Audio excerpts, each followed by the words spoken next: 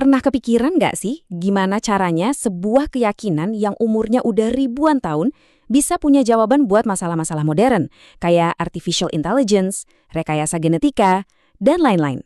Nah, hari ini kita akan bedah tuntas mesin intelektual yang jadi otaknya. Pertanyaan ini relevan banget kan? Tiap hari ada aja teknologi baru, isu sosial baru. Terus, gimana hukum Islam menjawab tantangan ini? Apakah aturannya udah terkunci di masa lalu? Atau jangan-jangan ada sebuah mesin pembaruan yang bikin hukum Islam tetap hidup dan relevan?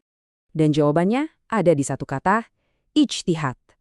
Inilah dia, mesin intelektual yang bikin hukum Islam terus relevan dari zaman padang pasir sampai zaman cyberspace sekarang. Oke, ini dia peta perjalanan kita. Kita bakal bahas apa itu ijtihad, siapa ahlinya yang disebut mujtahid, alat-alat apa aja yang dipakai, dan gimana praktiknya di zaman modern. Yuk, kita mulai dari awal. Oke, langsung aja kita masuk ke bagian pertama. Apa sih sebenarnya ijtihad itu? Mari kita bongkar konsep intinya. Jadi gini, secara bahasa, ijtihad itu artinya upaya yang super keras.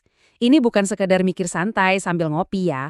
Bayangin, ini tuh kayak seorang detektif intelektual yang ngerain semua kemampuannya buat mecahin kasus baru yang belum pernah ada jawabannya di dalam Al-Quran dan hadis. Dan jangan salah, ijtihad ini bukan sekedar opini loh, legitimasinya kuat banget. Dia diakui sebagai sumber hukum Islam ketiga setelah Al-Quran dan hadis. Bahkan Nabi Muhammad sendiri mendorong para sahabatnya buat melakukannya. Kenapa? Karena ini adalah jembatan vital yang nyambungin teks suci dengan realitas hidup kita yang terus berubah. Nah, hadis ini benar-benar menangkap esensi ijtihad dengan sempurna. Lihat deh, yang dihargai itu bukan cuma soal hasilnya benar atau salah, justru proses dan kesungguhan usahanya itu yang paling penting. Salah aja masih dapat pahala.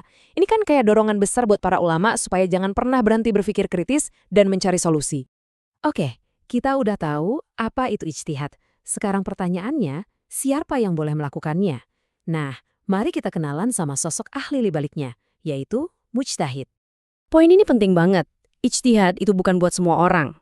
Anggap aja ini kayak bedah otak di dunia hukum Islam. Anda pasti nggak mau kan sembarang orang yang melakukan operasinya. Anda butuh spesialis, seorang ahli bedah saraf. Nah, dalam hukum Islam, ahli bedah intelektual ini disebut mujtahid. Dan coba deh lihat syarat-syaratnya. Ini bukan daftar checklist biasa loh.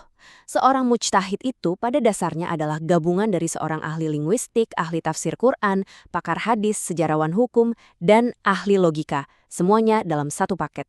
Standarnya setinggi ini buat mastiin fatwa yang keluar itu kokoh, bisa dipertanggungjawabkan, dan niatnya lurus.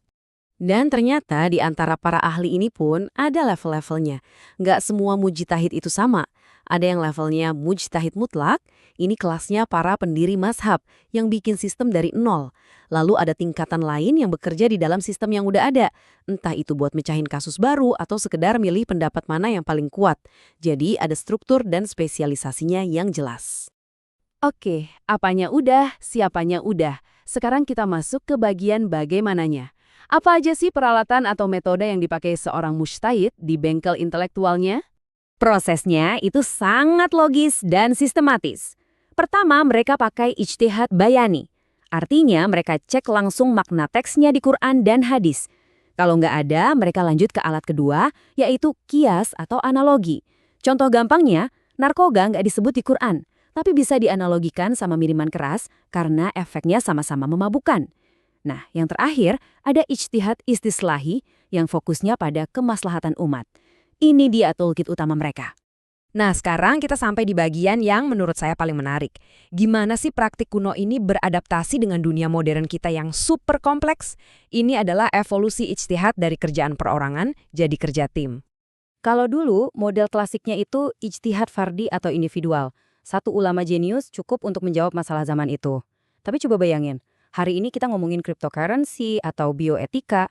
Apa cukup satu ahli aja yang mikirin? Tentu enggak. Makanya sekarang yang berkembang itu ijtihad jama'i atau kolektif. Ini kayak keroyokan para ahli dari berbagai bidang biar pandangannya 360 derajat. Dan timnya itu bukan cuma berisi ulama. Dewan Ijtihad modern itu udah kayak tim The Avengers versi intelektual. Ada ahli hukum Islam sebagai kaptennya, tapi mereka juga ngajak pakar ekonomi, ilmuwan, ahli teknologi, dan lainnya. Tujuannya apa? Biar fatwanya nggak cuma sah secara agama, tapi juga benar-benar relevan dan bisa diterapkan di dunia nyata. Biar nggak ngawang-ngawang, kita lihat contoh nyata di rumah kita sendiri. Majelis Ulama Indonesia atau MUI. Lewat komisi fatwanya, MUI itu adalah contoh konkret gimana ijtihad kolektif bekerja untuk menjawab berbagai isu kekinian di Indonesia. MUI punya alur kerja yang sangat rapi. Ada 3 lapis. Pertama, mereka cek langsung di Al-Quran dan hadis.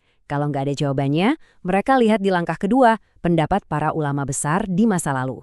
Kalau isunya benar-benar baru dan belum pernah dibahas juga, nah, disinilah mereka pakai alat beratnya, yaitu ijtihad kolektif dengan metode manhaji. Sangat sistematis kan? Oke, jadi setelah kita bahas panjang lebar, apa intinya? Kenapa sih ijtihad ini begitu krusial? Yuk, kita tarik benang merahnya. Nah, ini dia kuncinya. Ijtihad itu bukan soal mengubah kitab suci, sama sekali bukan. Ijtihad adalah tentang gimana cara kita memahami dan menerapkan prinsip-prinsip abadi dari kitab suci itu ke dalam konteks zaman yang terus bergerak maju. Ijtihad adalah jembatan yang mencegah ajaran Islam menjadi fosil dan menjaganya tetap hidup, bernapas, dan relevan. Dan ini yang paling penting. Ada sebuah prinsip fundamental dalam hukum Islam yang bilang pintu ijtihad itu selalu terbuka. Artinya, proses berpikir kritis, beradaptasi, dan menemukan jawaban baru itu bukanlah sesuatu yang berhenti di masa lalu. Itu adalah tugas yang berkelanjutan, sebuah mandat abadi. Jadi, saya mau tutup dengan satu pertanyaan. Ke depan kita akan menghadapi AI yang makin canggih, mungkin perjalanan ke Mars, krisis iklim, tantangan-tantangan besar baru pasti akan datang. Pertanyaannya bukan lagi apakah ijtihad dibutuhkan, tapi bagaimana upaya super keras ini akan menjawab tantangan-tantangan masa depan itu. Terima kasih sudah menyimak.